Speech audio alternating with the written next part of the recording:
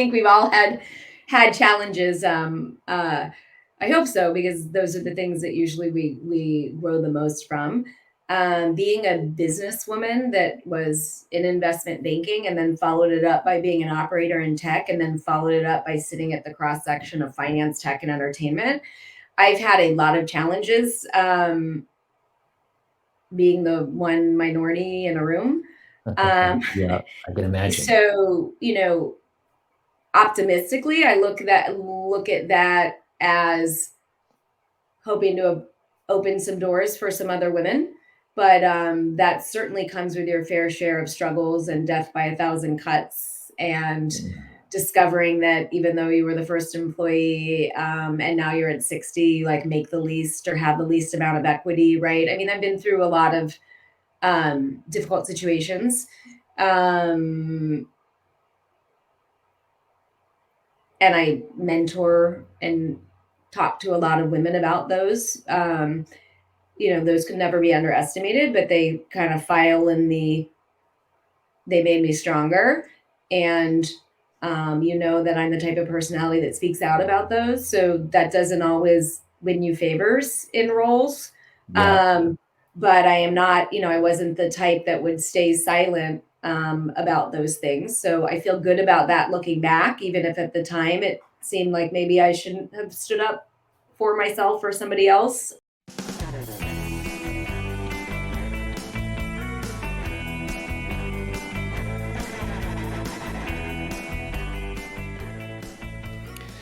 Dear friends, it's Kurty D, and welcome back. If this is your first time listening, then I'm so glad you found us. This week, I'm excited to share my conversation with my good friend, Robyn Ward, the founder and CEO of FounderForward, a coaching and consulting firm that she runs out of Los Angeles.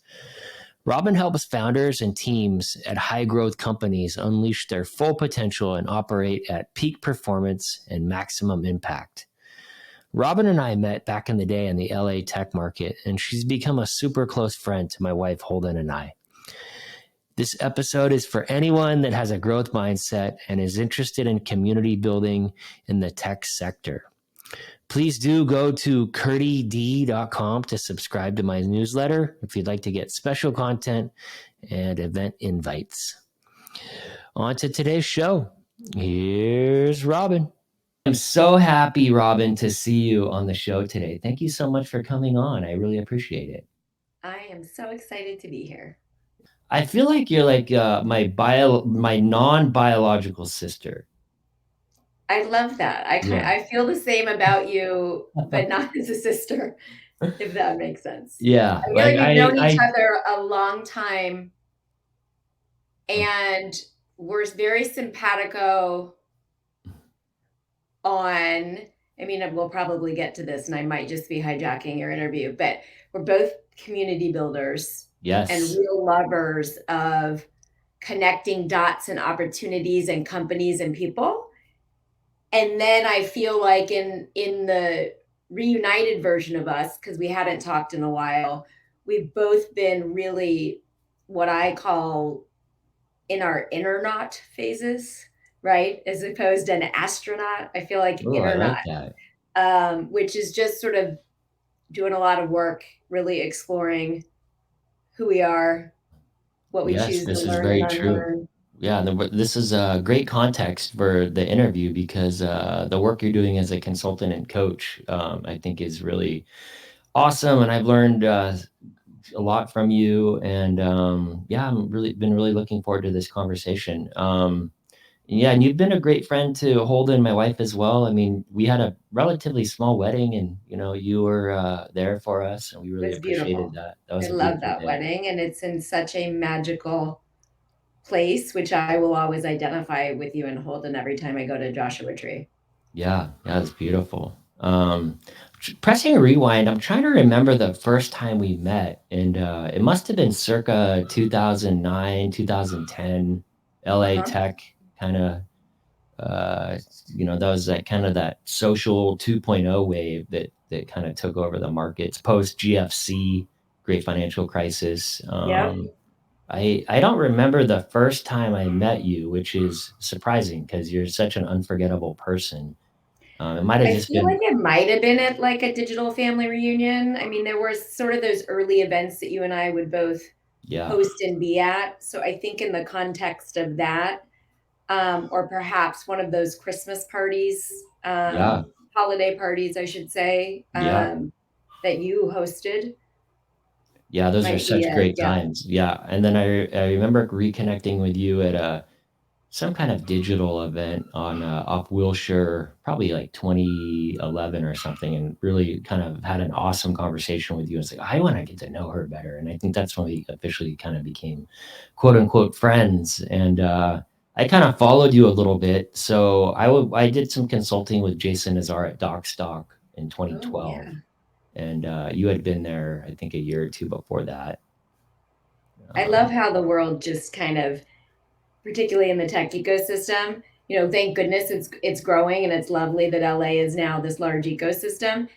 But I love that it's still a little bit of a small circle and that you get these connections. I was speaking on a panel last night about diversity, equity, and inclusion, and somebody asked me for a tool, and Jason's Comparably came up. And sure. so that's 2 times in 2 days that I've heard his name, and I haven't heard his name in a while. Yeah, yeah, great guy.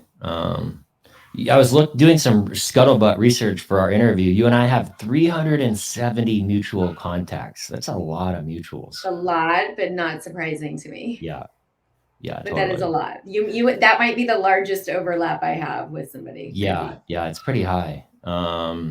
So pressing rewind, I know a bit about your personal story. You grew up in the Midwest in Indianapolis, right? I did. People think I'm a New Yorker, and I did live in New York for a long time before I moved to LA, but I'm a Hoosier. How was that growing up in the Midwest?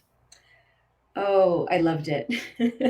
I'm one of the only people I know that actually loved high school. The Midwest, it's a little bit of apple pie Americana and family values, a lot of sports. You know this about me. I mean, I'm a sports girl. My dad was the coach to all of my teams. And I really loved it. And everybody in Indiana and everybody in my family, you graduate and you go to Indiana University. And I read a US News and World Report back when we read magazines, which you and I both are old enough to admit we did.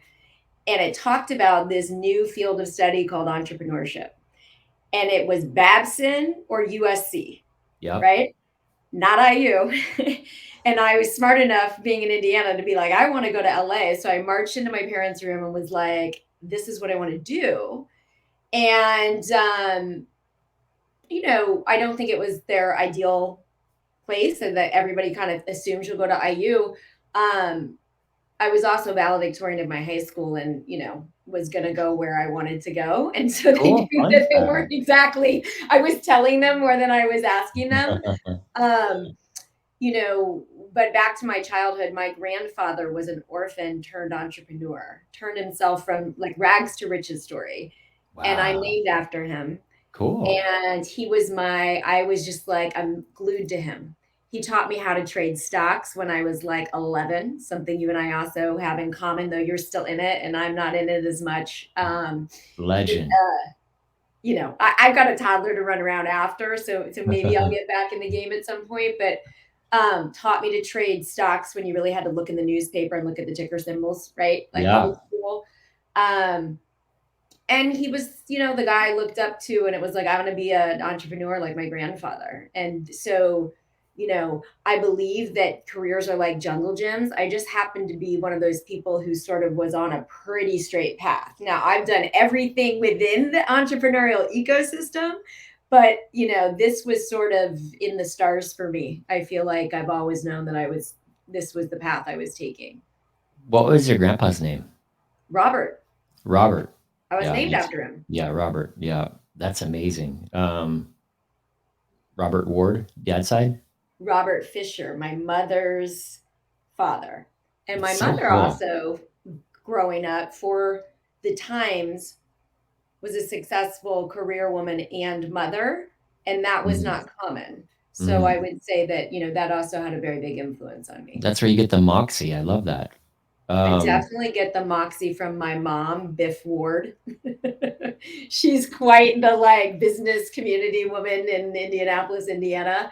I don't know that there was room for two of us, so I had to come to Los Angeles. I love that. How so you went to USC. There's I've had a few people from SC on the show, and this kind of Trojan network effect is a real thing. Has that been for It you? is such a real thing. I'm very involved in USC. It was one of the gems from me moving back from New York. I've co-taught classes for 8 years. I'm on a pause because aforementioned child, baby. Um, I love it. The entrepreneur program is solid. The engineering program is solid. The film school is solid and comms is solid. And it's just at the intersection of the city and all of those things. And so, I'm biased, but when I was in my operating days, I mean, Paige and I, for better works, man, I just recruited like 25 kids to do the inside sales, all from USC. They've all, in their own ways, gone on to be really successful entrepreneurs and businessmen and women, of course. But yeah, I feel like USC is a real pillar to the community, and I'm really happy that that also happens to be my alma mater. Yeah, that's awesome. And you're teaching there a bit now too, right? Yeah, well, I really taught for 8 years, co-taught. I taught launching new ventures. The first year was with the teacher who taught me when I was a student, really That special. She is brought me in. amazing. What's her Then I name? taught it with an amazing LA ecosystem venture capitalist named Scott Lynette. We Hmm. moved to doing investing in ventures because I went from being an operator to an investor. And then when I started coaching, I co taught a class called Performance Mindset for Business. And I Hmm. loved that. I even did it the first semester that we went to Zoom. And I did it when I had a baby. So my little child was sometimes crying and I'd have to pause. And then it was one of those things where I just had to, really draw some boundaries and realize that it might be something I need to put on pause. The good news is I think I'm going to start again next semester. So That's very excited. amazing. Love that. Who was the teacher that you had that you co-taught with? What was that Her name is person's name? Kathleen Allen. She has Mhm. since retired. She is amazing. She, was in the early days probably the only woman on the faculty. Um, if you talk to anybody who's ever graduated the Greif School, they will tell you the name of the person that just inspired them and influenced them. There's a few Mhm. different names, and mine was Kathleen Allen, but it really Yeah. speaks to the strength of the program that folks continue to have relationships with the folks that taught them when they were in college. Yeah. I just love great teachers. They're Yeah. they're the best. It doesn't get any much better, and I have so many that I am grateful for. And having said that, what's sort of an insight from SC that has stuck with you, or some fundamentally changed you, or sort of fortified or propelled you? Anything from I school might that was? say that this idea of relationship, the Mm, way the Greif Center is really built is experiential. So even when I was there, my favorite class, which today is every student's favorite class, is when they bring in the past entrepreneurs that are really successful in the LA community. And those are the people that also offer internships.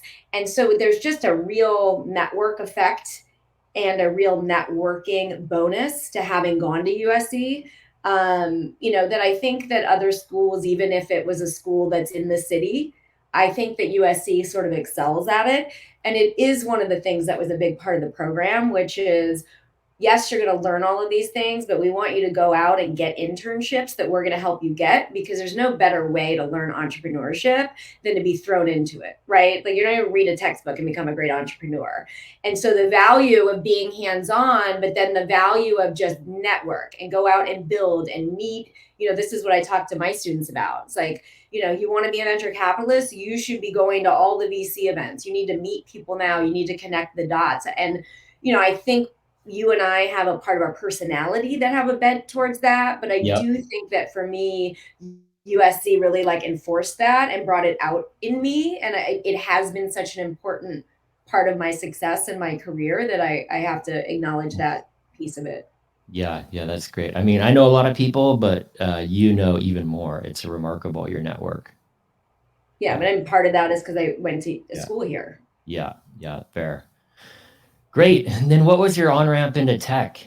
You got out of school. I floundered for a bit. I did some music stuff and then I got into real estate, which was awesome for 4 or 5 years. And then the great financial crisis happened. I got wiped out. And then I had this kind of aha moment that I talk about quite frequently on the show. But what was that for you? What was that journey into tech for you? So it's interesting. I mean, I could have answered this last question this way, but I'm going to really date myself. But my junior year of college, I spent the whole year in the basement of the library where they had the computers. So I did, right? And you had to sign up to get computer time, and you didn't get to Yeah. hog the computer, so you had to hop off and get back Yeah. on. Log And into it your was, Hotmail account. and it was Netscape Navigator, and I was in entrepreneurial classes, and a lot of the stuff that people were talking about building were obviously like brick and mortar businesses and brands and products. And my group creating our business plan created something called Text Express, which is a modern day book delivery. Which again, this was like not when Amazon was a hot thing. So all of us, whenever we run into each other, we're like, damn, we should have really gone with it. We won best business plan. And the whole concept was like, why are we going and waiting at the college bookstores? Why don't you order online? Why is that not delivered to your door? Yada, yada, yada. So I was really early on where I became obsessed with the entire blank space and blue ocean that was an internet type of business. So what I didn't do was just immediately get a job there. LA didn't have a heavy tech scene at the time. And I didn't know where to start. So at that time, people sort of did out of business school, you were a consultant, you were a banker, you were a lawyer. So I went and did banking for 2 years and figured getting my financial chops would be smart. But also, I used that. This is when I went to New York. So I used that to get to New York. And then fairly immediately, once I got into New York, which was a hot early internet bed, right? I used being a healthcare investment banker to help us get into the WebMD IPO. And from there, I jumped ship to an early internet e-commerce business. So, with the little investment banking in between, because I didn't know how to get the leap in, I was pretty clear that I was going to go into the new business building blank space that was the internet, the World Wide Web, as we called it, right? Yeah. So that iBanking stint, that was at Donaldson. Yes, at Donaldson, Lufkin, and Jenrette, a Yeah. very special time and like a special boutique investment bank that I learned so much in 2 years. I never regret that, but I also knew I was never going to be a lifetime banker. But it really prepares you for hard work in the world. Yeah, well, that's well said. Did you ever do any work with Milken or the Milken Institute? So, well, Jason and I did a little work with Milken because we used to put on Startups Uncensored there once it got Yeah, bigger. yeah, Not when I was at Donaldson, Lufkin, and Jenrette. The guys, though, that were in the LA office before I transferred to New York were all the Drexel Burnham guys. So you would love that, and we can talk stories one day. yeah. But a lot of the old school guys were the MDs in the LA office, and Ken Molis, who has since gone on to build a giant investment banking arm that's mostly focused on media, was the guy that ran the office. And he used to sit in the bullpen with us. Real cool guy. But there was definitely like a vibe that you would enjoy that was from like the old school that also like ties into why I had even read like Liar's Poker in the first place, blah, blah, blah, right? Connect Sure. the dots on that, but we'll keep Yeah. that one there. So then that was interesting. So then you were at was it how do I pronounce this? Oanda? Yeah. So interestingly enough, it's O and A, so it's Oanda, but it's Yeah. Olson and Associates. It was the first, so it was fintech before we called anything Yeah, fintech. totally. That And makes sense. yeah, and back in the day when everybody was day trading, which I was doing in the early aughts in New York City, of course, coming out of banking, it was currency trading. And the way that currency trading had worked was literally fax machines, and you had to have like a lot of like 10 million minimum and to trade between banks. And this Olson and Associates guy is a brilliant guy out of Switzerland, and he built a platform that basically allowed anybody to trade down to $1 with really tight spreads. And so we built the first foreign currency trading platform. It trades today a crazy amount of dollar flow on a daily basis at this point. Yeah, that's amazing. That's one of the things I love about doing this show is I invite my friends on and I get to learn all this stuff that I, just don't know if you don't have these kind of conversations. It's amazing. It was interesting with that company because, our base was out of Switzerland, and we were in the Woolworth building in New York City, which is right next to the World Trade Center, at 9/11. Wow, and half the guys that were on our floor were the Cantor Fitzgerald debt department. They were the only guys that, it was separate. So that was a really interesting time. I have sort of bittersweet memories around that company. So you were in New York for 9/11? Holy shit. Yeah. It's a moments and memories that will never leave you. Yeah. How is that? Any thoughts about that? We just celebrated what 21 years, right? Yeah. Or not, I don't know, celebrated is the wrong word. 100%. Right. Honored, maybe. Honored, yeah. Terrible choice of words. Yeah, it's okay. I mean, it's one of those things when I think about it, it warms my heart in many ways because I think of like the strength and resiliency of people coming together, and certainly New Yorkers. There's just like a special personality to a New Yorker and a special kind of strength. Thinking about it now, if I'm honest, it was a time where people really came together, no matter what your political views were, right? It was sort of like we together, unified as a country, were attacked.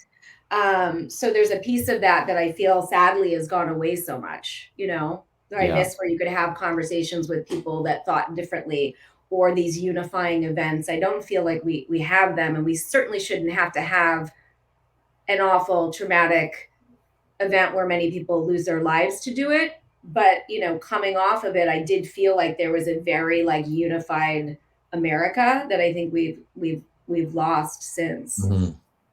Yeah, that's fair. And then maybe that speaks to the work that you do, because you do build community and you try to bring people together. And I hope so.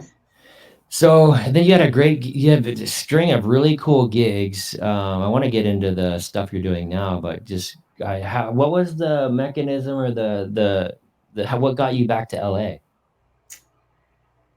Oh, goodness. I was working at a company where we basically were moved it, and I was running the operations to do this to Memphis. So, we were able to hire a bunch of people from FedEx into this like tech venture-backed thing, but customer service and tech folks we stole from FedEx, and it was a lot less expensive than at the height of New York City, like the rent and the pay and the whatever. So I was flying to Memphis like every other week and spending a week. And it was lovely at first. It was like music and fried green pickles and all of the meat sweats. And then it was just exhausting. And at that period of time, a bunch of people were calling me saying, why don't you come back? USC's here. There's an early buzz around technology companies. 6 people, I kid you not, had told me about Jason Nazar. Yeah. And we're like, you got to meet this guy. Where were you? Were you at Verified at this time? Yes. Yeah. I was a Verified person in New York. Yeah. And this was before like the shit hit the fan, right? Yeah. And I was thinking about it. And then, some shit hit the fan, and New York was like kind of a gray place. And I thought, I'll go to LA for a couple of years. Right. Like New York's a grind. I love it. But, I'll go out to LA and do this thing, and I'll come back, because I was so identified with the New Yorkerness of it all. And then I came here and, I think everybody should live in New York in their early 20s, even for like a year or two. It's such an Mhm. amazing place. I think, once I got here and once I had gotten accustomed to it, it's a better lifestyle. And certainly in the technology space, even though everyone in technology as a whole has a certain degree of hustle, you know, New York is sort of the epicenter of that culture. And so I felt like, with a degree of self awareness, this was a better place for me. Mhm. I think wherever you go, there you are. Yet at the same time, I do know that like warm weather makes me a Yeah. really, really happy person. Yeah. Yeah. One of my mentors says you can't create the magic, but you can create the conditions for the magic. That's so So, good. and There it's you go. sort of, and that's, it changes in different environments, for different people. So yeah, that's great. Well, that makes sense. So and you came back around 2010? Is that No, when I you came back. I came back at the end of '08. end of Like it? right when it Okay. was going, I was like, you know Yeah. what? Everybody's calling me and this is happening and it's all Yeah. happening for a reason. I'm gonna go. And then great financial crisis was sort of like kind of unwinding or starting off at that point, right? Mhm. Yeah. So And you I came out and literally started working, Jason. Jason yeah. put me up in a furnished place to stay and then was like, okay, you start like the next day. So I came out and it was like, doc stock for the go. But when I came out, I was used to a meetup every night in New York City. And Yeah. I was like, Jason, how do I meet the community? Where are people at? And Jason loves community as well. That was how the Startups Uncensored started. We Yep. started it at DocStock. It was 15 people the first time. And over 2.5 years, it grew to hundreds of people that ended up being at the Milken Institute. But Yeah. that was really Jason and I coming together and going, oh, like there's a lot of community building that we could be doing here. So, I have fond memories of a lot of those people that were the earliest days, right? And many of whom are still around, but some who are not. But Yeah. yeah.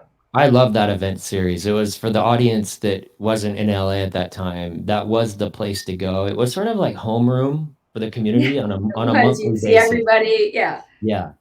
And you guys did that monthly. Yeah, I remember it'd be at Shutters. There'd be a few hundred people, always a rock star, high profile featured guest, and Jason would be MC. And it was kind of yeah, it was a whole thing. And then did it at the Milken Institute. And then Then the it was the Fairmont. And one of the last ones was Kara Swisher, which I don't think she had really come down in that kind of way where it was, let me see LA, which is why it's so funny to me. I see a lot of the Twitters, people coming down from San Francisco now talking, LA, we're just doing LA's first tech week. I'm like, this was not LA's first tech week. And, yeah, 2022 is not the year that LA was put on the map. Like it wasn't 2008 yet, but like, it yeah, could have been around 2016. I mean, we've been you know, number three on the venture dollars scene, and a very buzzy ecosystem for a while, right? But like I feel like the 2008 to 2010 was really like the seeding of it. yeah. That was definitely kind of the Web 2.0 kind of flavor. What was it about Startups Uncensored that worked so well, do you think?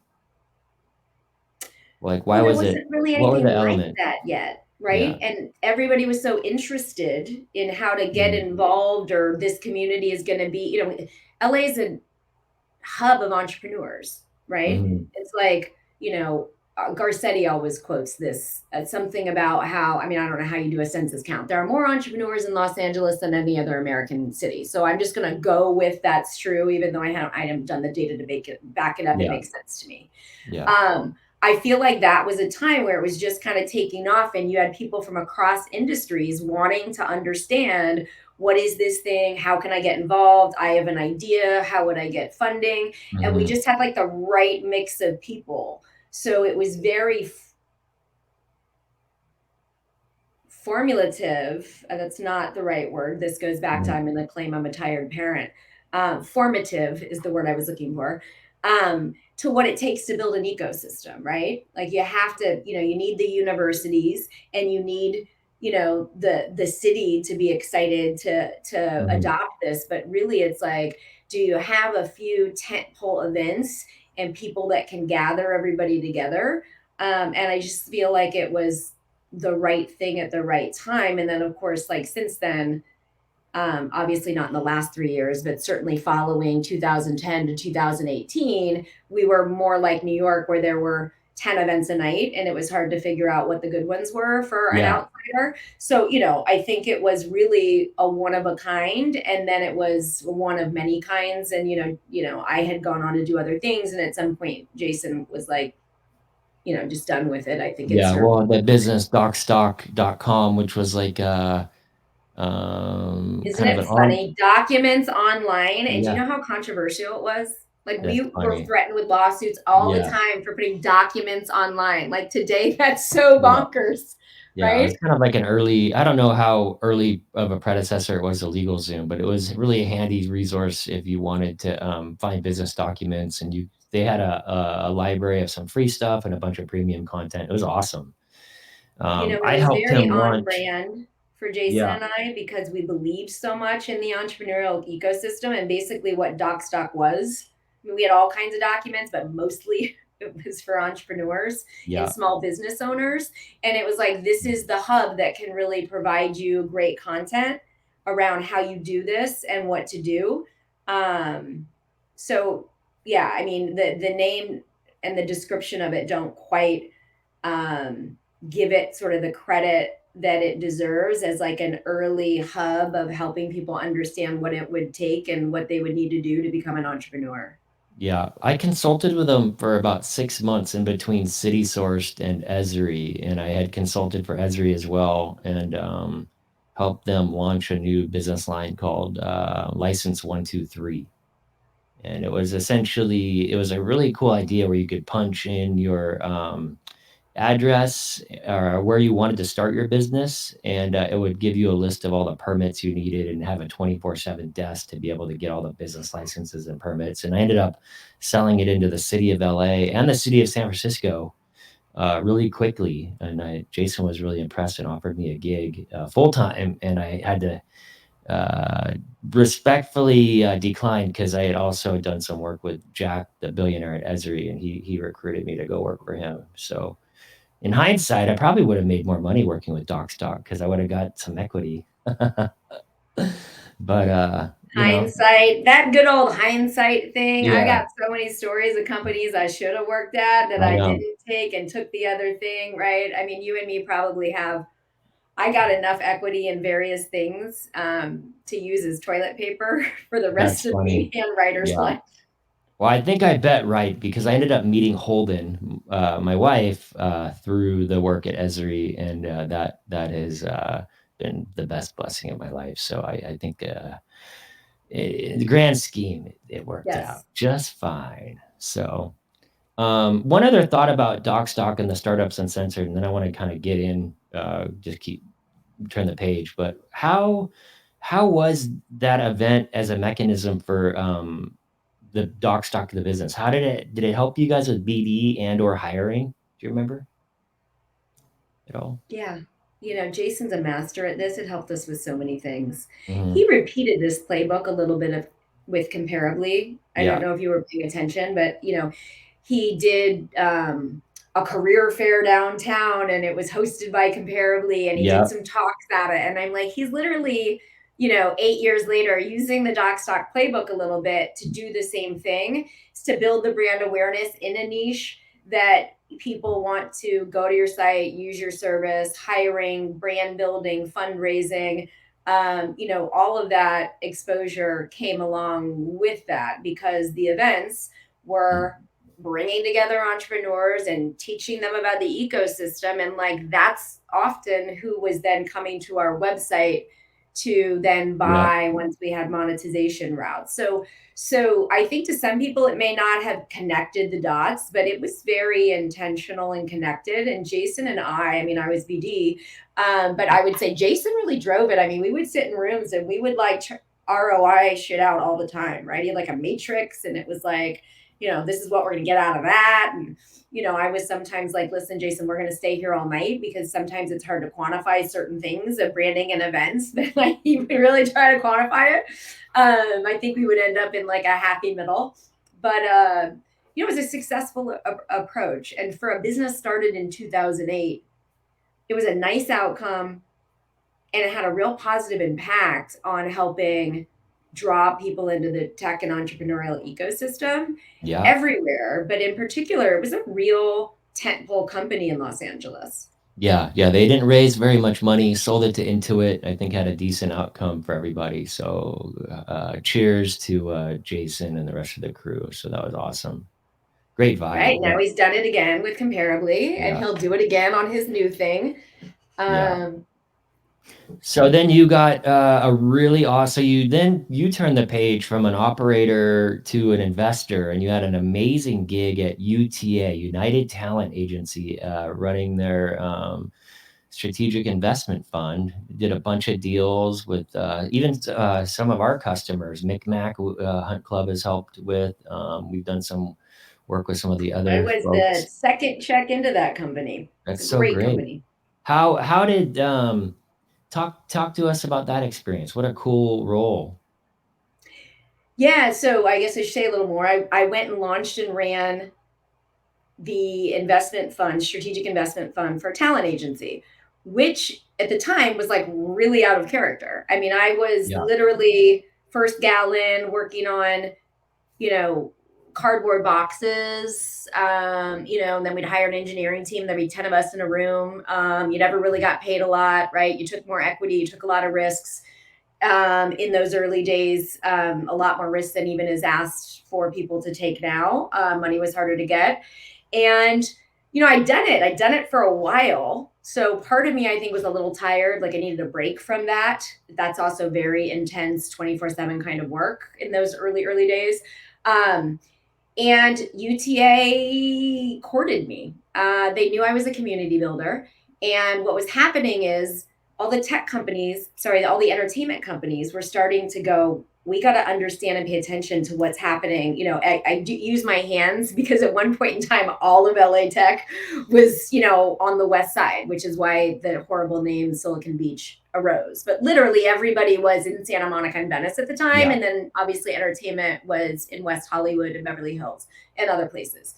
So they wanted, what other companies were doing was having some talent agent person raise their hand and show up in a full suit to like a tech event, to which everybody would treat them like an alien outsider, which I'm not saying is a good thing, but it would be obvious what was happening. And so, go back to USC, somebody I had known for a very long time, who had followed me and known what I was doing and knew I was a builder of companies, but an ecosystem builder, called me in for a few meetings and was like, listen, he's really smart. His name is Brent Weinstein. He was like, we get it right now. I mean, now they're very entrenched, but they were like, oil and water at this point in time always. So we would rather hire somebody that has tech cred to build this than send an agent over, because we know that's not going to work. And to be very honest, the first time I was like, no, I'm not your person. I don't want to work in a talent agency. Like, that is not my jam. I like entertainment, but I'm not a super Hollywood celebrity driven thing. And agencies have very specific reputations, I'll say. And the more I talked to Brent, the more I met with his digital team. And they convinced me. And one of the things that didn't take a lot of convincing that I am proud of in my career is a part of it was, I had been sort of the lone woman, outspoken advocate for more diversity, equity, and inclusion on the operating side, but I was starting to see a lot more women in these roles. And at the time they wanted me to move to the check writing in LA, it was just Dana Settle, right? Now we have a lot more women, but I was like, okay, I've been doing this operating grind, and this allows me to show up and add value on this other side, because we really need to get more women writing checks. So I did it, and it was great. you know, I mean, they gave me, I pitched Delta on a party plane and they let me have an exclusive list of 200 people to sit on a party plane to go to South by Southwest. And it became like UTA and Robyn's famous nerd bird. There were some really great things, but there were So also, fun. to be very frank, yeah, it was awesome. But there were some real challenges to Yeah. coming into what is a very different culture than the culture I was used to. And um, sort of similar to banking. Like I said before, I loved it. It taught me a lot, but I was never going to be there for a lifer. The agency world was the same. I think Mhm. Brent and I also both knew that this would be like a starter thing, but I might not be the person that goes here. And at 3.5 years, I had gotten myself a coach because I thought I would be happier than I was in the role. I was also turning a really important age where I was re-examining things. And it was actually through the work with a coach that I thought, I just love working with the founders. Yep. And I'm not liking the venture piece as much as I thought I would. And so I took this leap that everybody was like, what are you doing? Because this was before everybody was talking about coaching. I mean, I've been Yeah, doing this. I remember it was a real departure. So now kind of turning the page, you have your business Founder Forward, which is a coaching, content, and community aimed at helping startups and high growth companies achieve sustainable success. And your content is remarkable. I just love it. Thank you. I'm And glad to any know somebody reads it. well, your newsletter and your stuff online. Anybody out there that wants like some really good like just stuff, Instagram account's awesome too. Founder Forward. So yeah. So who is the coach, by the way? His name is Greg Sales, Mhm. and this goes back to old school. Do you remember Cam Kashani?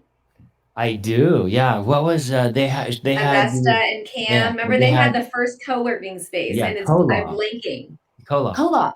Yeah.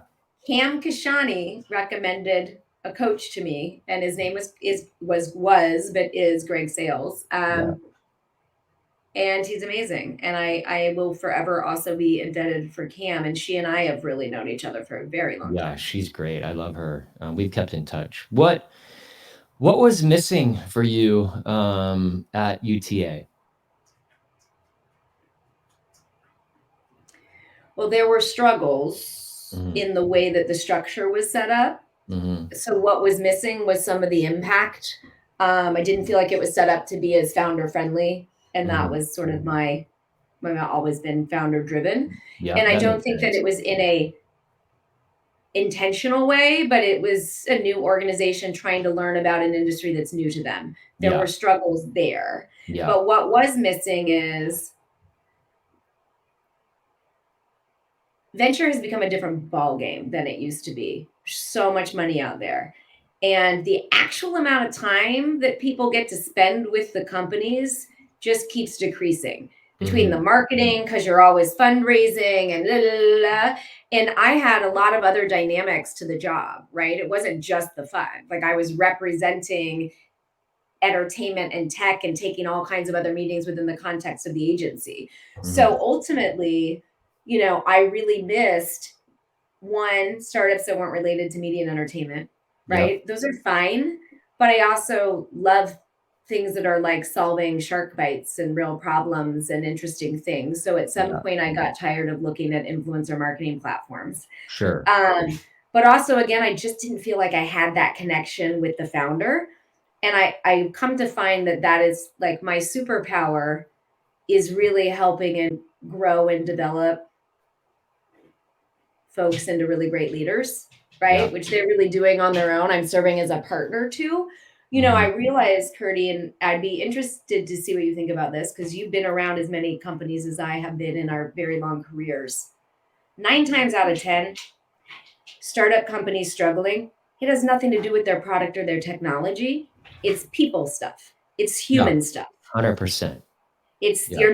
you're not understanding your blockers as a leader and where your fear is coming from. You're not understanding how you're showing up. You don't have a trained management team. They don't understand what it means to build interpersonal relationships. Your culture's a shit show, right? So I was like, that stuff nobody's talking about. Again, this Yeah. was 6 years ago, before everybody's a startup coach.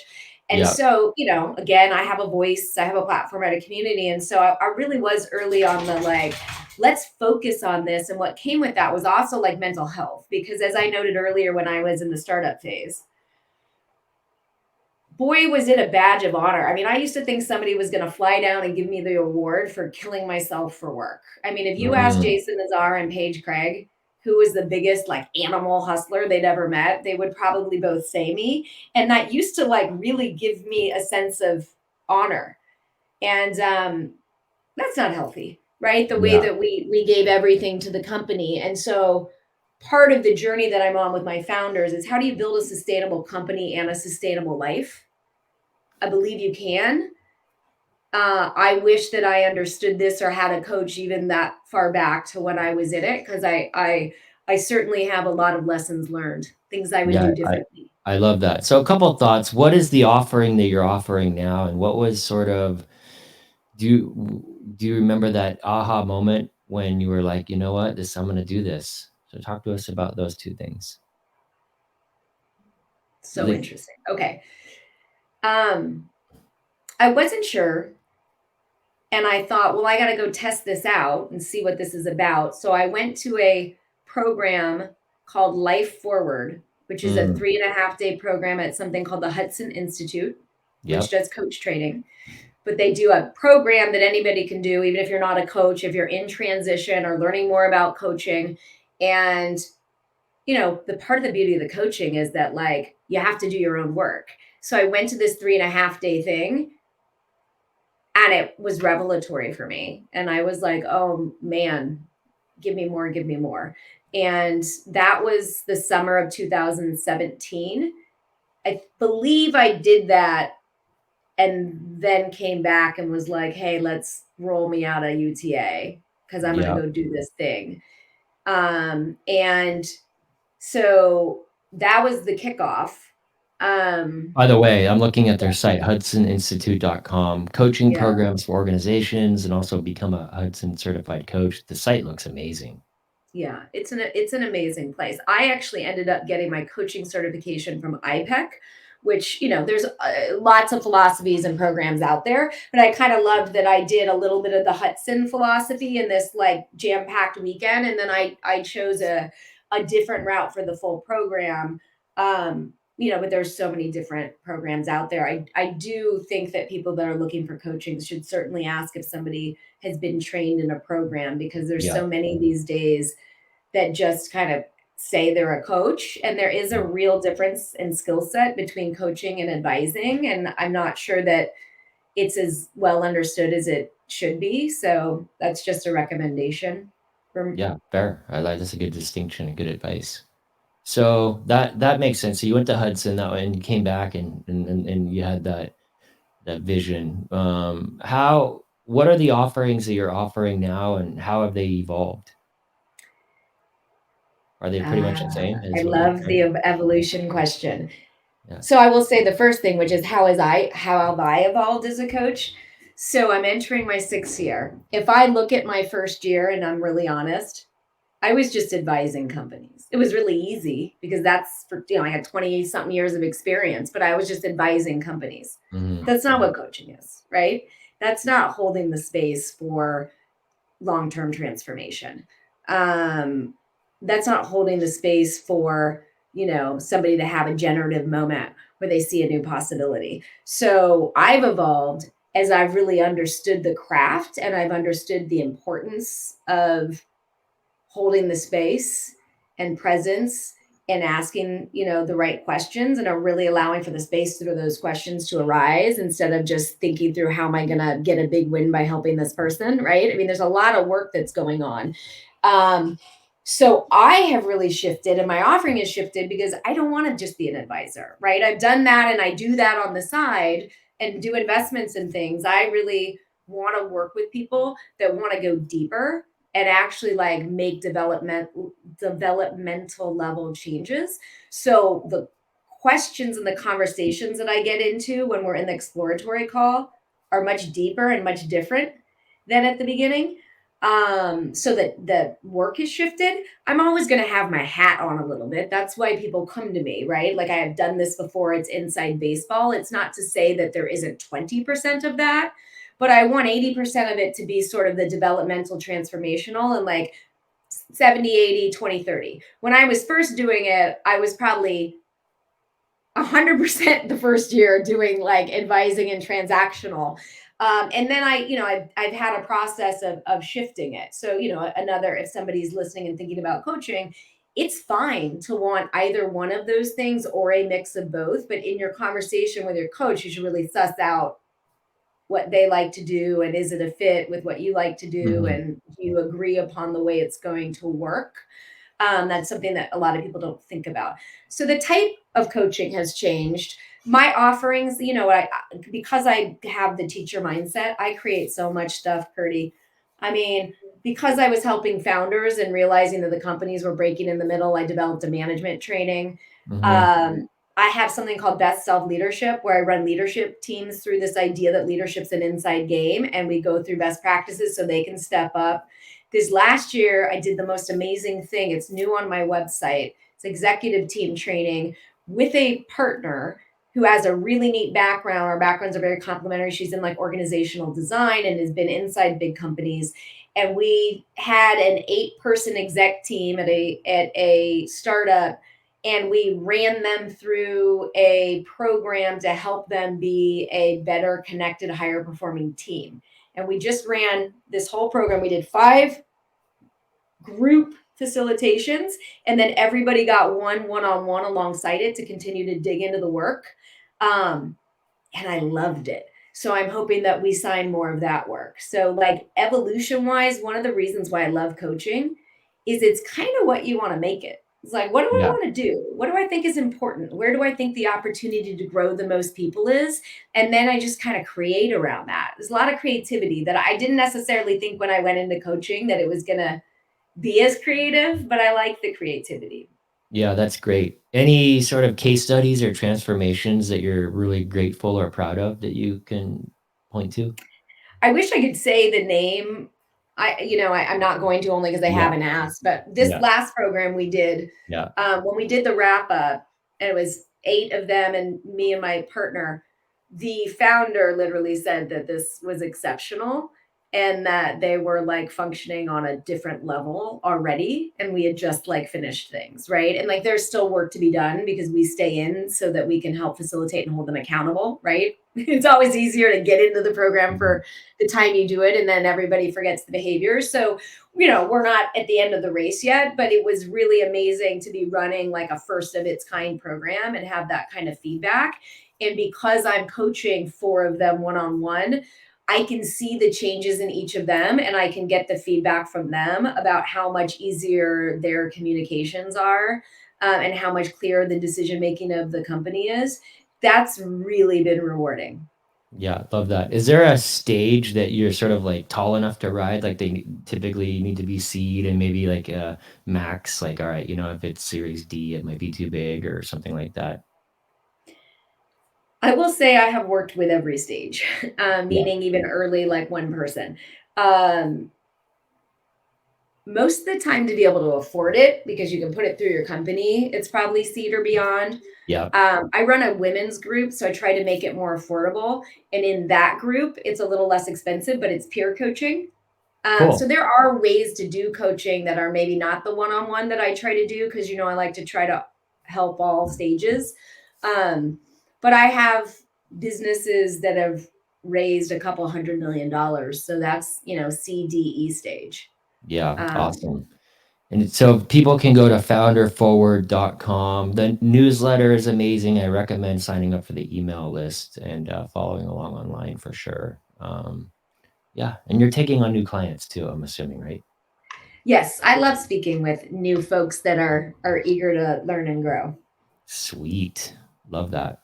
Turning the page, I'm going to put pause real quick. I see where how are you doing if we go a few minutes over the half hour? Okay.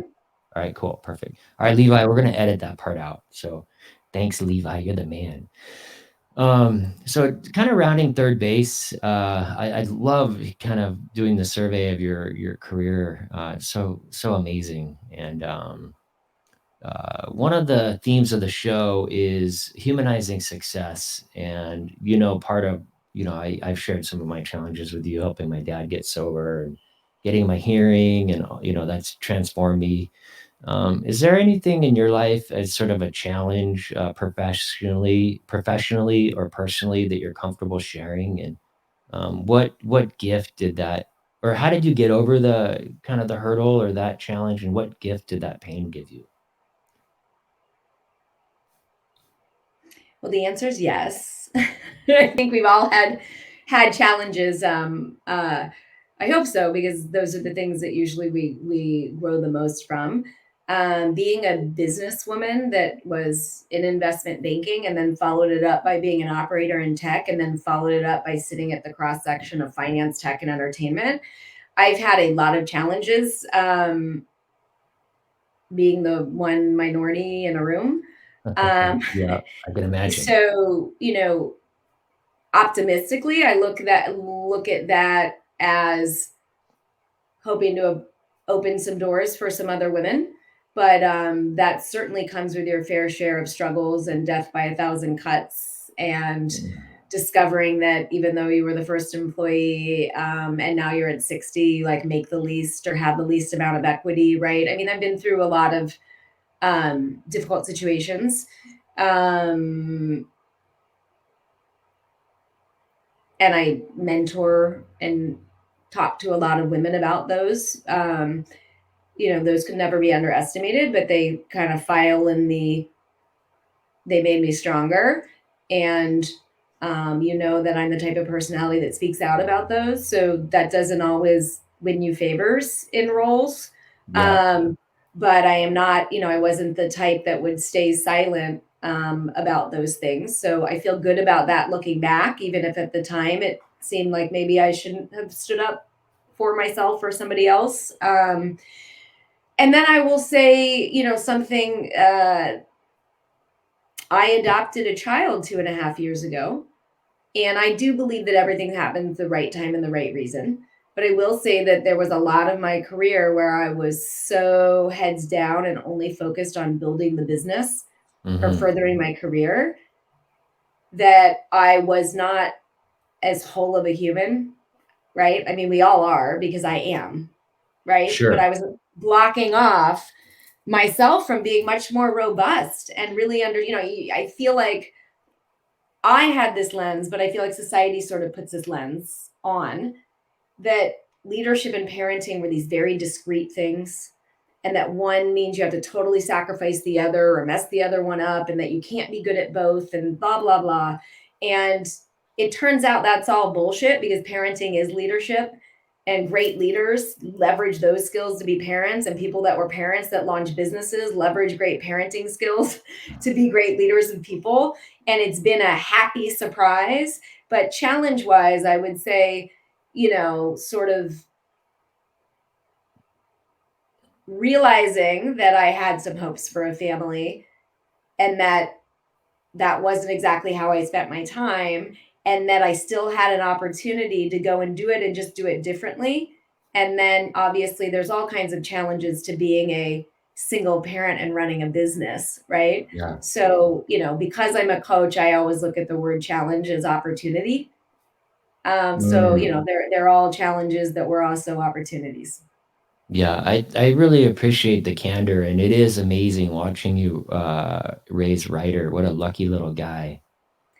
I'm so lucky to have him, but I will say it's the hardest thing I've ever done by Yeah. far, hands down. I mean, Yeah. I thought, oh, okay, like I built companies, startups are a roller coaster. Parenting's a roller coaster. It Yeah. really Sure. is. It's the most rewarding roller coaster, but it's certainly the hardest thing I've ever done, which is thank God for community, Hmm. right? Parents and moms and people have just been so helpful to me. I've had a real village, and I really, really appreciate that. Yeah. Well, always open invite if you ever need Holden and I I know to you're help. always like, you guys can just escape up here. I'm like, oh, Kurty's the nicest. On the equality side, what work needs to be done still? Like, I know there's a lot of work, and I know the long arc of time bends towards justice. Maybe a better question is like, where's the highest leverage, or where's the low hanging fruit next in that? Even like in the context of what like Jason Azar did it comparably with trying to get people to like understand their compensation and Huge, right? So that's the conversation I was on last night, which is we're using data, right? And using technologies. Like once we shine the light on this problem, even though it's taking a little bit longer than we would like, there are a lot of companies. Jason's is one of them. PayScale, which is the company that was sort of the sponsor for last night. There are a lot of people doing a lot of things, right? I find the following, at least in our space, that what ultimately ends up moving people quicker in our space is when a VC puts a clause in a term sheet, which Mark Suster and many people followed for inclusion and diversity, which is they said their startups needed to do a Rooney Rule, which was for every hire they needed to interview an underrepresented candidate.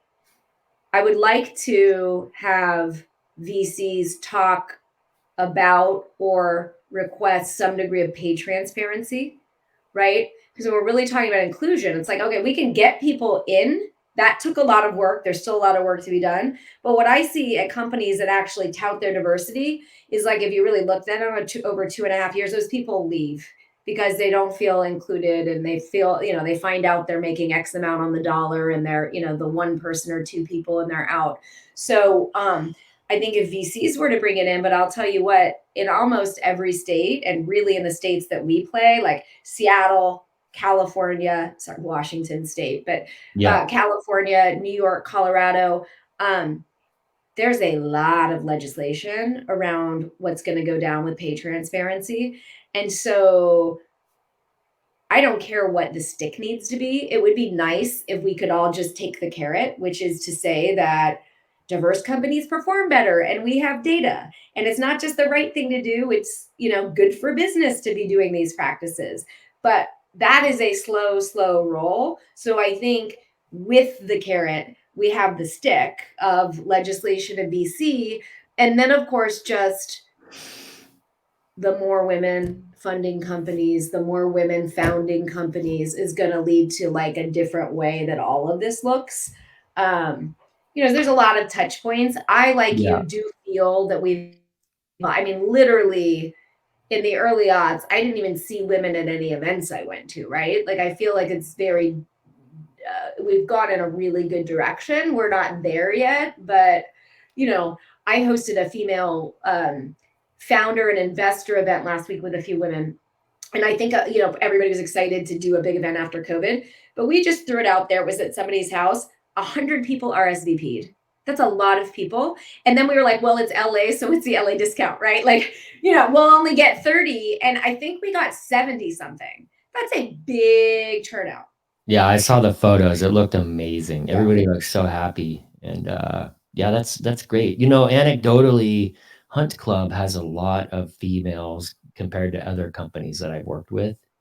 I should know the data, but I'm pretty sure that we have a lot more females at the firm. And there's sort of a nurturing quality that working with female colleagues I find to be really great for clients. And and there's this higher EQ. Yeah, I'm all about it. So that's great. Also, you're a higher EQ man, right? So it registers with you. Yeah, I try. I think maybe being around higher EQ people help me pull me up. So I still have a lot to learn, but yeah.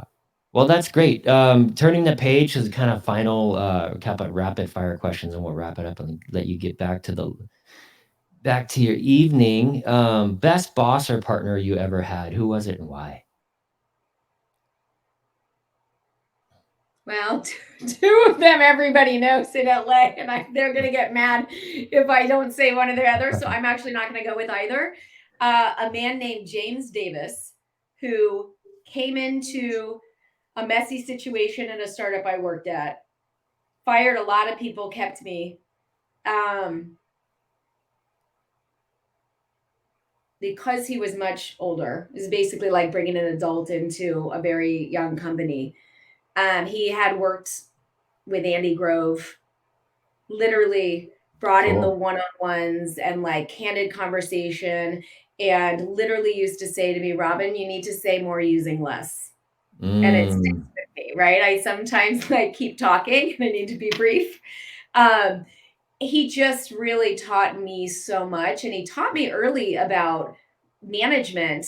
And I think that's why I fell in love with it and sort of have ended up in a space in and around, because he really came in and put attention to our culture and to the way people were leading and managing. And it literally shifted the whole company to the point where like we had a sale and everything was much better. At one point we thought it was going to explode in not a good way. What company was that?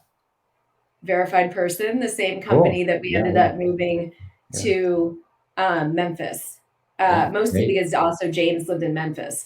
But for a year and a half underneath him, he won't care that I say this, like a late 60s guy comes in, and really he'd been at, umpteen technology companies that were 10,000 plus people. And, we think we're running a company here, is a bunch of young yahoos, and this guy comes in, and wow, it was just like a first-class education in all of these things that you don't normally see get implemented in startups. So sorry, Jason and Paige, I'm going with James Davis. And Andy Grove at Intel was a legend, and right. He inspired a lot of really people in Silicon Valley and beyond, of course. We both love music, and I think I know the answer to this question, or part of it. But if you could magically have any band play any venue, who would it be and where? It could be in the past, present, or future.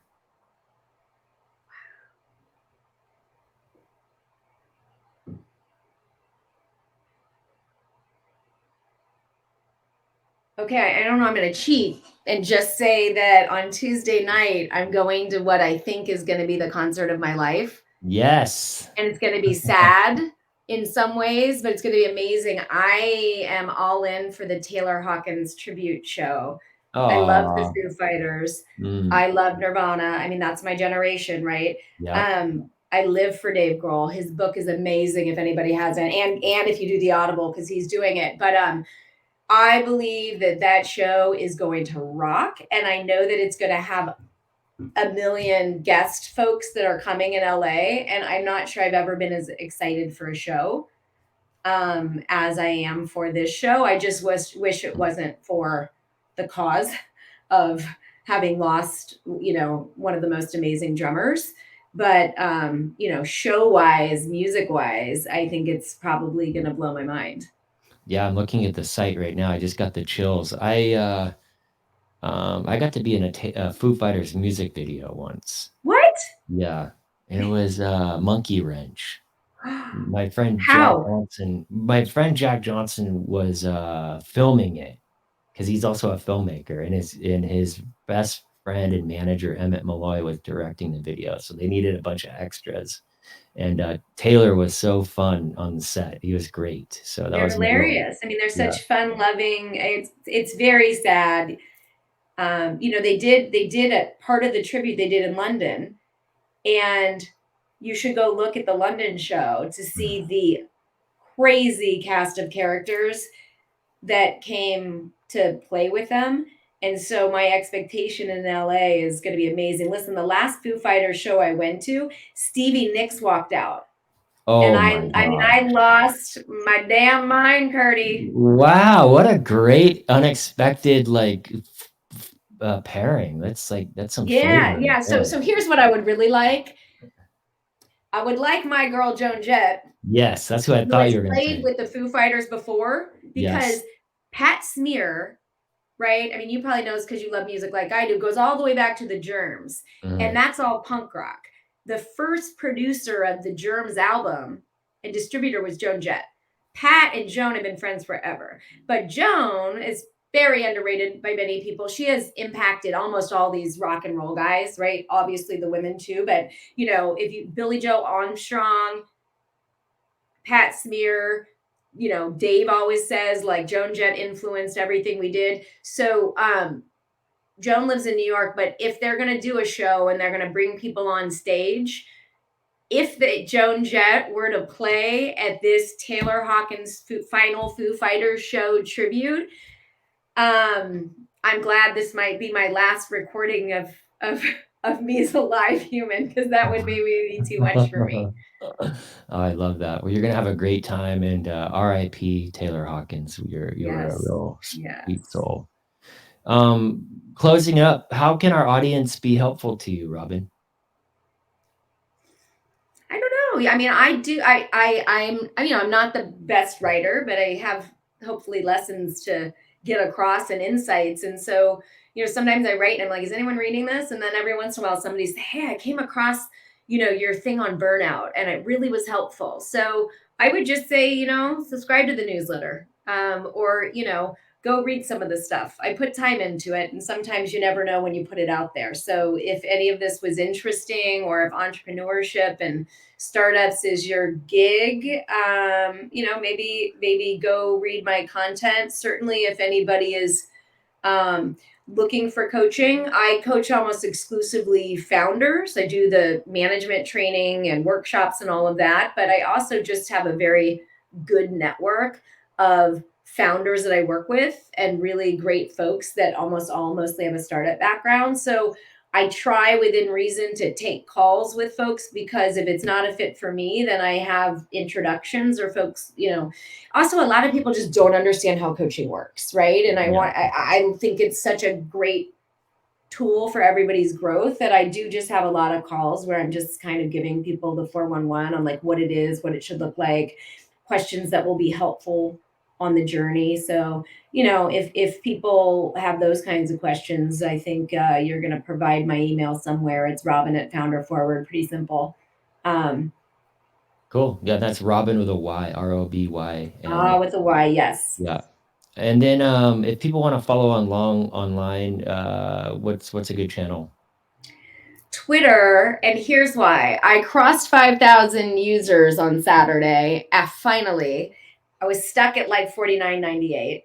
Not that I should care, anybody should care, but it's like a milestone. And now I'm back to 49.93, and I just want to go. I'm like, better. But I do engage a lot in Twitter. I know there's a downside to Twitter, but the startup community is really on it, and I really enjoy it as a medium. And also I share a lot of articles that are not mine, just things I read that I think are really great. I curate and post. So Twitter is probably a really great way for somebody to kind of keep up with growth and learning development, but with the lens of a high growth company. Yeah, great. Awesome. Well, I do love following you on Twitter. And well, that's a wrap, Robyn. I thank you so much. We went longer than usual because I could just talk to you forever, and I just have so much love. The same way. I have so much love and respect for you. I'm so grateful that we're friends, and I'm so grateful that I found my way to the LA tech community, because I get to meet awesome people like you, and it just keeps getting better. It does, doesn't it? I love it. Yeah. I love it. Yeah. Well, I love you, and we'll stay close. Thank you for inviting me on, and I'm sorry it took us so long to get it done. All good. Thanks again to my friend Robyn Ward for being our guest. I so appreciate her hustle, honesty, humor, and just desire to learn and be better and inspire others to do the same. She's just the best. I'm at Kurty D on Twitter and Instagram, also Kurty D on LinkedIn. Please do give us a rating and review at ratethispodcast.com/Kurty D. It definitely helps to spread the word. And until next time, Kurty D loves you.